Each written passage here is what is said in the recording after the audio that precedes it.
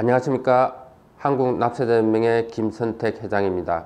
12월의 연말정산 재테크 신용카드 소득공제에 대해서 알아보도록 하겠습니다. 먼저 올해 신용카드 소비 증가분에 대해서 한시적으로 10% 추가 공제가 됩니다. 즉 작년보다 105% 초과해서 소비 증가가 일어났으면 그 초과액에 대해서 10%가 추가적으로 소득공제가 됩니다. 이 부분을 유의해서 올해 가능한 우리가 소비를 하면은 더 도움이 된다는 거죠. 그런데 올해 우리 기획재정부 세제 개편안에 있던 요 소비 증가분에 대한 공제율 인상은 12월 달에 통과가 되지 않았습니다. 연봉의 25%까지는 신용카드를 쓰고 그 초과분에 대해서는 공제율이 높은 직불카드나 현금 영수증을 사용하는 것이 공제가 더 많아집니다. 자, 신용카드 공제는 공제 문턱이 있습니다. 연봉이 25%죠. 즉 25% 아래로 사용하면 신용카드 공제가 전혀 되지 않습니다. 즉 연봉 5천만이라 그러면은 이 공제 문턱이 1250만 원에 해당이 됩니다. 그래서 우리가 신용카드나 직불카드 현금 영수증을 합쳐서 소득공제 한도가 300만이라는 거죠. 그래서 이 연봉 5천만 원인 근로소득자가 공제 한도인 300만 원을 다 공제 받으려면은 신용카드만 썼을 때 3,250만 원이 나오는 거고, 그리고 현금 영수증이나 직불카드만 많이 사용했다 그러면은 300만 원을 공제받기 위해서는 소비가 2,250만 원을 쓰면 됩니다. 그래서 일단 공제 한도를 초과했을 때는 가능하면은 내년으로 소비를 지연시키면 좋겠고, 그리고 맞벌이 부부 같은 경우는 남편이 공제 한도를 초과했으면 아내 카드를 사용하는 것이 좋습니다.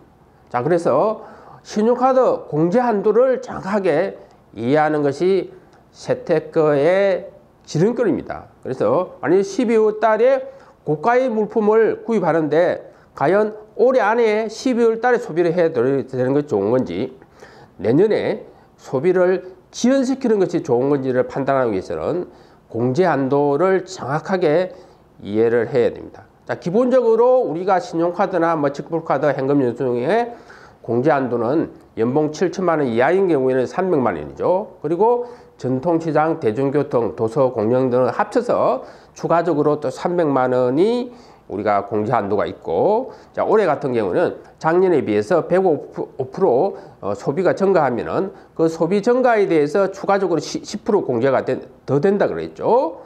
그러면 거기에 대해서 공제 한도가 100만 원, 최대 한도까지 받으면은 700만 원까지 소득 공제를 받을 수 있다는 거죠.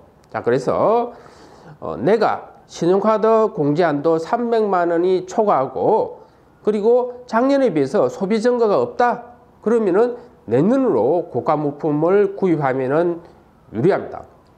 자, 그렇지만은 신용카드 소득 공제 한도가 300만 원이 초과하고 작년에 비해서 이 소비 증가가 있다 그러면은 그 소비 증가 한도액이 공제 한도액이 100만 원이라고 했죠. 즉 100만 원 한도 이내에서 올해 소비를 하게 되면은 더 소득 공제 우리가 공제액이 더 많이 나온다 이렇게 보시면 되겠습니다. 자, 그리고 맞벌이 부부 같은 경우에 신용카드 재테크를 보면은 아내가 본인 공제만 한 상태에서 결정세액이 제로면은 다른 공제는 사실 남편이 받는 것이 좋습니다. 자, 예를 들어 보면은 아내가 연봉이 3천만 원이라도 자신에 해당되는 분유다 공제 50만 원 받고, 그리고 연금저축 400만 원이 들었고, 그리고 보장성보험이 100만 원이 공제된다고 하면 사실상 결정세액이 제로입니다.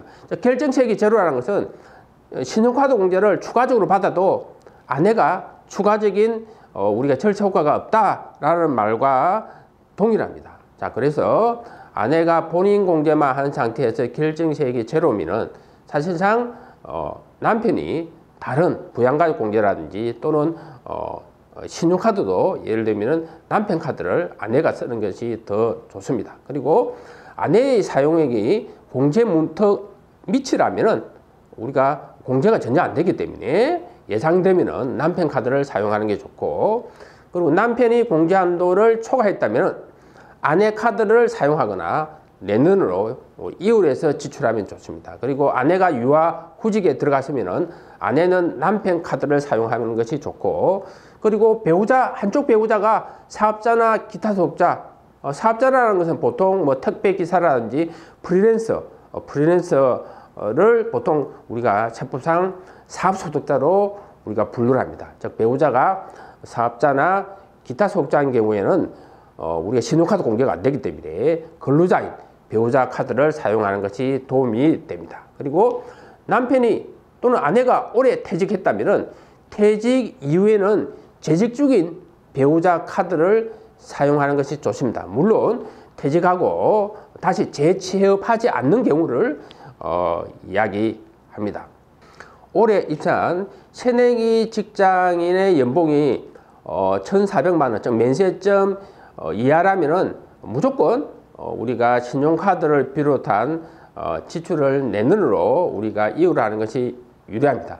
1,400만 원 정도가 올해 연봉이 되지 않는다 그러면 실제 결정세액이 제로이기 때문에 다른 우리가 신용카드 소득공제나 다른 부양가족공제에 혜택이 없다 이렇게 보시면 되겠습니다. 자, 그럼 신용카드 소득공제를 받으면 얼마나 환급받나?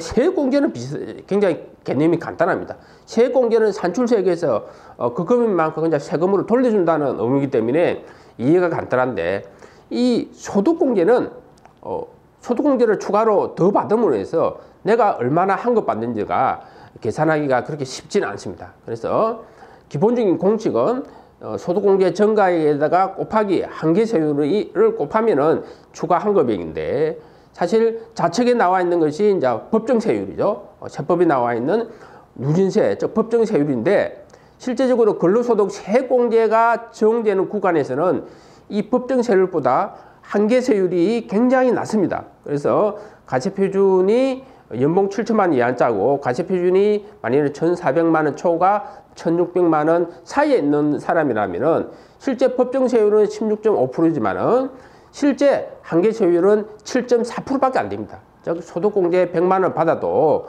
소득공제 100만 원 받은 금액에서 7.4%를 곱한 금액만 우리가 세금을 돌려받는다 이렇게 보시면 됩니다.